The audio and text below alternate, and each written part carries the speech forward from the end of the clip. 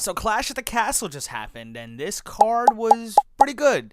I've been seeing a lot of chatter saying it's not that good, and I think we deserve a true deep dive and review of this card. And before we get into this video, let's have a little bit of a chat. As you guys can see, I'm not at my setup today. I'm actually at my friend's house. I'm in Bonnaroo this weekend to see my favorite artist, Fred, again. So I actually had to watch this while on my flight, and I was buffering absolutely nonstop. So I did miss a couple moments, but I ended up rewatching it. That's why this video is so late. If you guys enjoy professional wrestling content, especially about the WWE, make sure to subscribe to the channel.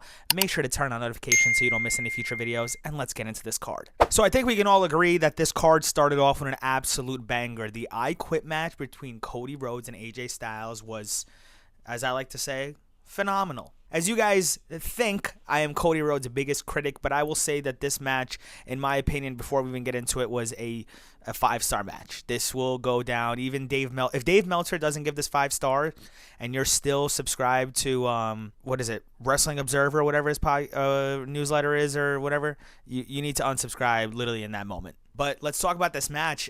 It was a very great produced. I didn't check who produced it, but the match started off just how you expected. It felt like a little bit of a normal match. Then, you know, the heel AJ Styles took over, absolutely destroyed Cody Rhodes, got Cody Rhodes to bleed. I want to comment on this first spot real quick. I understand that the WWE is against bleeding.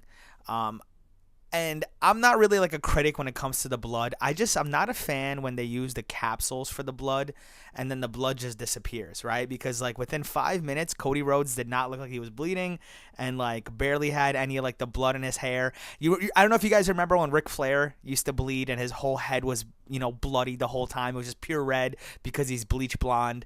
And the one thing that I was confused is I was like, wait, wasn't Cody busted up like 2 minutes ago? Why is he laying in the middle of the ring with just nothing on him? So we get to the good stuff. AJ Styles is beating the crap out of Cody Rhodes. He ends up handcuffing Cody Rhodes, starts nonstop beating up with a kendo stick, throws a water bottle at him, telling him like, quit, quit, quit, and eventually goes over to Mama Rhodes, right? Looks like he's going to hit Mama Rhodes, to which Mama Rhodes starts slapping him and slapping him and slapping him, to which he gets angry and goes, oh, I'm just going to go beat up your son a little more. He ends up getting back in the ring. Tries to go for a springboard while having like a, I guess it was like a metal, just like chain around his forearm where he was going to go for a phenomenal forearm. Cody Rhodes kind of like changes all momentum from there. Throws a chair at him. Boom, he gets hit with the chair. Turns around to momentum, finds the key to his handcuffs, unhandcuffs himself, starts beating up AJ Styles, does a triple crossroads, has one of the crossroads hit AJ Styles' head onto a chair. Then he ends up talking to his mom, and I guess his mom convinced him to, you know, how he's going to finish it. He ends up handcuffing AJ Styles to the, I think it was the rope or the turnbuckle. I don't know if I remember that correctly. It was either rope or the turnbuckle. Gets the stairs, halves them above his head. He's about to hit him with the stairs, to which AJ Styles yells, "I quit." That was the only negative, I think, to the match. I think having AJ Styles kind of quit in that situation wasn't the coolest. It wasn't the best. I would have liked it if like he ended up hit him with the chair a couple of times in that spot, and like he was about to do it a third time, to which AJ Styles was like almost knocked out and goes, "I quit." Like I said, I think that's the only negative in the match. Outside of that, I think that this match was very, very, very good. Amazing match to start off the show. Next up, we had the women's tag team title match between Alba Fire, Isla Dawn, Unholy Union, Shayna Baszler, Zoe Stark, and the champions, Jade Cargill and Bianca Belair. I don't think there's too much to talk about when it comes to this match. I saw all the chatter being that they weren't really fans of this match. I thought it was decent, especially for a triple threat tag match. I thought it was pretty good. I feel like all the teams had their spots. I know a lot of people were complaining about Jade Cargill in this, saying she botched a couple times. There was one part where I think Shayna Baszler had her in it was a rear naked choke or a sleeper, whatever you want to call it. And people were like, oh, she's tapping. I actually think what happened was, I think that Shayna had it on too tight. And Jade was trying to tell her, hey, like, loosen up a little bit because, like, you're actually choking me.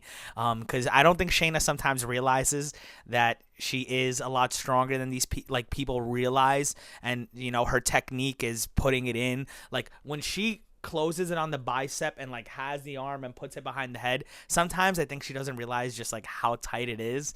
And I think that wasn't her giving up. I think it was Jade just being like, hey, loosen up a little bit, please. Like I might actually go to sleep. And there was a couple more spots where people are like, oh, Jade's not ready. Jade's not ready. And I don't think people realize just the difference between being in AEW and being in WWE when it comes to being a superstar. Everything you're going to do is going to be criticized because you're expected to perform at such a high level. She's gonna get used to the style of WWE wrestling eventually. She is a freak athlete. She's just really good at everything she does. I think give her a couple more months and you'll never complain about a match with her again. But back to the match itself, I'm just going to get into the finish. Fire and Dawn ended up winning the match, and they ended up pinning Shayna Baszler, which I think is perfect.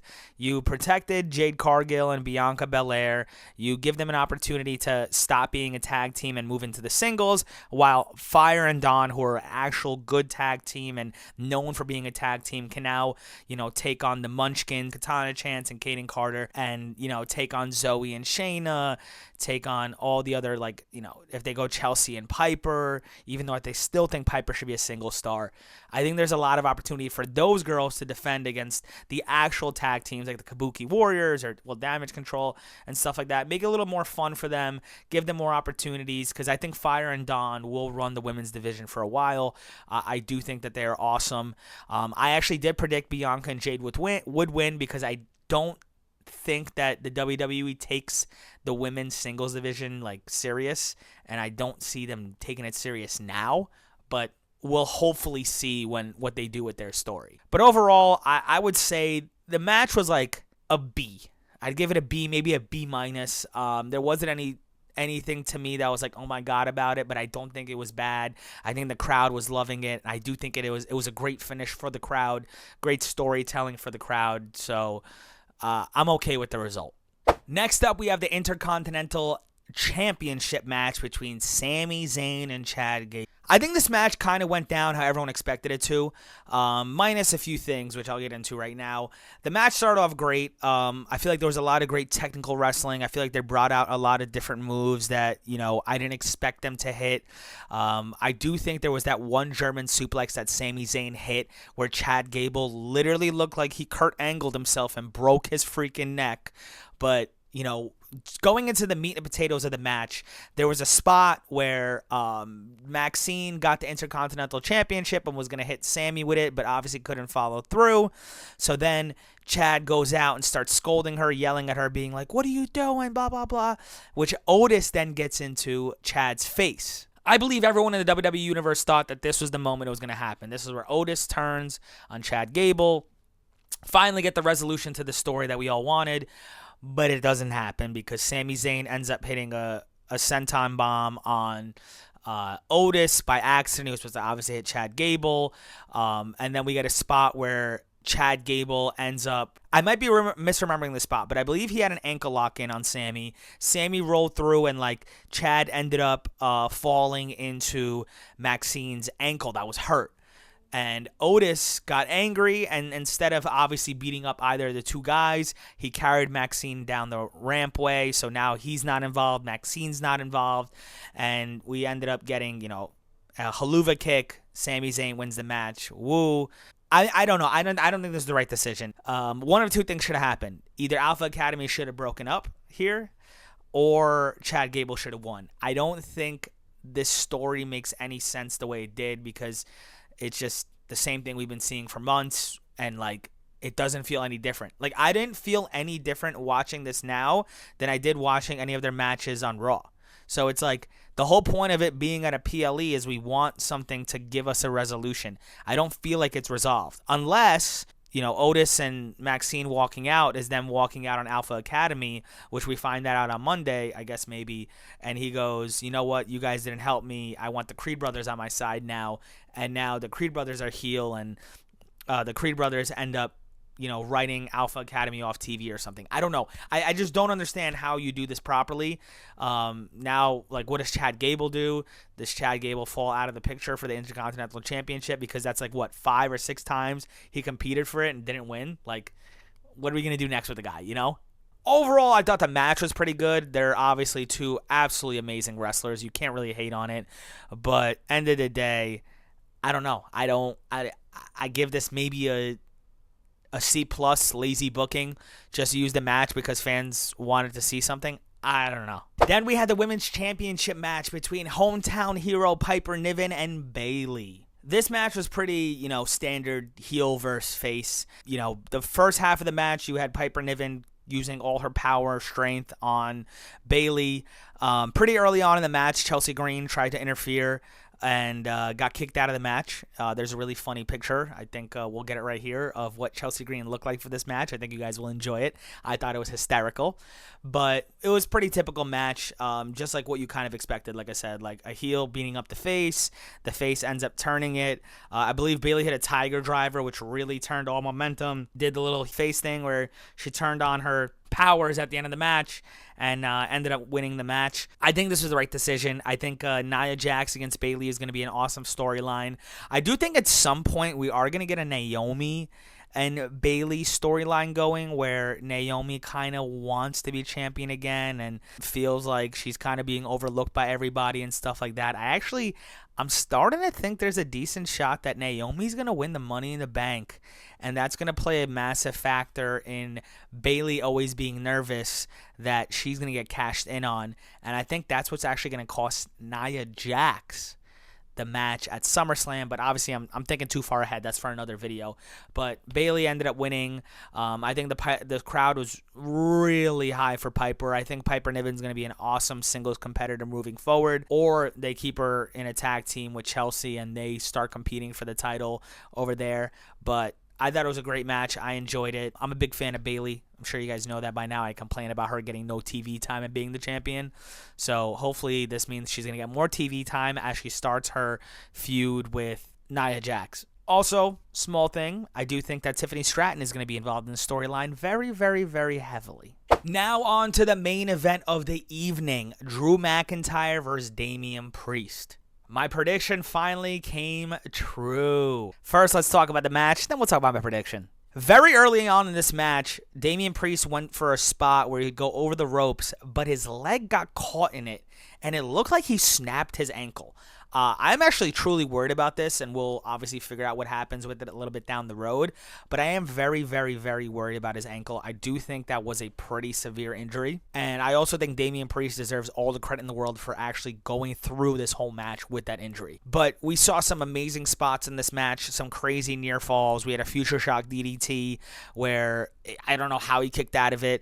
We saw multiple claymores get hit on Damian Priest. We saw Damian Priest either selling the injury or really being injured amazing amount of times. We saw a random South of Heaven. Bang. We saw Damian Priest hit a razor's edge off the top rope on one ankle. Like, if you have an opportunity to watch anything, you need to watch that clip where Damian Priest hits the razor's edge on him from the top rope with like one ankle and like tosses him. I was like, how in the world did this man just do this? But let's go to my prediction and kind of what everyone was hoping would happen and kind of the right way to do it. So towards the end of the match, there was an unintentional knockdown of the referee, and he was knocked out. And we obviously needed a new referee. Damian Priest is basically knocked out at this point after, I believe it was a Claymore that had, I think it was a Claymore. And you have Drew McIntyre going for a pin. 1, 2, what just happened? Drew McIntyre looks up, and the referee is CM Punk.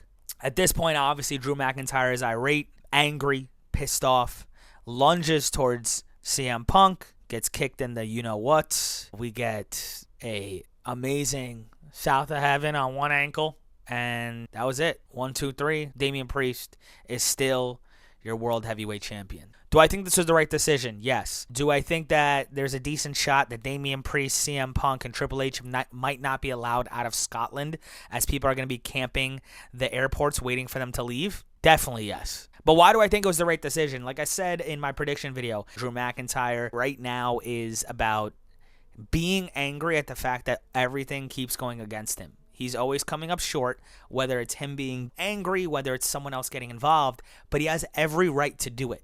Like, you're supposed to be angry at the fact that everyone's screwing you over. You're supposed to be angry that the odds are always stacked against you. You're supposed to be angry that you never get a fair shot because you are better than the guy you're facing. And I think it's going to give us a really good story between CM Punk and Drew McIntyre. I think it's official that CM Punk is kind of the heel in their storyline, but obviously he's over with the fans, so it's just going to be kind of just like one of those like tweener versus heel faces, and I hope we get it in a really cool stipulation, like where Drew says, I want you inside of a cage so you can't run from me. I know a lot of people were saying they wanted a Hell in a Cell. I don't think CM Punk should be in a Hell in a Cell at this point in his life, in his career. I don't think it's going to be as exciting. I feel like a steel cage match would be good. Maybe like a weapon steel cage match where there's like I forgot what it was called. What it's called. It's like my brain's not working. It's 2:00 in the morning. You just have the weapons inside of the steel cage. Like some of them are like, and there wasn't what Edge and Finn Balor, or was it the Fiend and Seth? I forget where they had it on the Hell in a Cell. All the weapons were tied to it. That's the way you just do it with the steel cage match, and I think it'll be really fun. I think they can build a really good story. Do I think they do it at Money in the Bank? No, because I don't know how healthy and ready CM Punk is. I think there's a better chance that we end up seeing that at SummerSlam. I do think it was the right finish. I think Damian Priest against Gunther is the better way to go, because if Drew McIntyre did win, you kind of have Punk in the picture, but Gunther's going to probably win the title at SummerSlam. So I think right decision was made. Have Drew lose. Have him continue his little feud with CM Punk. We get the first match at SummerSlam, get a little resolution there, and continue the feud probably till WrestleMania. That match overall, I think, was like a B+, A-. The crowd was on fire. Everybody wanted Drew McIntyre to win, which is awesome because the heel, even though they're both heel, but in this situation, like having the heel be the face was kind of cool. And having CM Punk involved, obviously we know he's one of the biggest stars in the world. I think it overall cooked. I'm so excited for the feuds that are coming up. I think they did very good with moving every storyline except Chad Gable and Sami Zayn. I don't understand. That was just bad booking by Triple H in my opinion. But overall, I thought the card was great. I thought the pay-per-view in general was great. Timing was great. I think almost 30 minutes for the first match was awesome. But the one finish with the I Quit match, I do think the finish could have been a little better. And I do wish they continued something with Chad Gable and Sami Zayn. Overall, I'd probably give the card in general a B, maybe a B+. Everyone's saying that it was the worst card of the year. I don't think so. I think that we got everything we needed from this card. With that being said, I want to know your guys' opinions on this card, and I want to know what you guys want to see moving forward with everybody. Oh, and I completely forgot the one thing that everyone wants to talk about. Solo Sikoa came out after the match with Cody Rhodes and AJ Styles, and they had a little face-off. And then the Tonga Loa and Tama Tonga brothers ended up jumping Cody, and then he got saved by Randy Orton and Kevin Owens. One little piece of detail that was cool in this, the whole time Randy Orton was staring at the WWE Championship. Everybody thinks that's the feud down the line. You guys know my opinion on it. But I do think that the next storyline for Cody is the Bloodline versus Kevin Owens, Cody Rhodes, and Randy, probably at Money in the Bank, 3v3, whatever, and we'll get predictions on that later. With that being said, if you guys enjoyed the video, make sure to like, comment, subscribe, and let me know your opinions on it. Let me know what future videos you want to see. It is almost 3 a.m. over here. I'm in Nashville, Tennessee. I want to say I love each and every single one of you guys. I can't wait to be back for Monday. I got a really cool video that day. You guys are going to love it. It's about who I think should win Money in the Bank. With that being said, peace. I'll see you guys on the next one.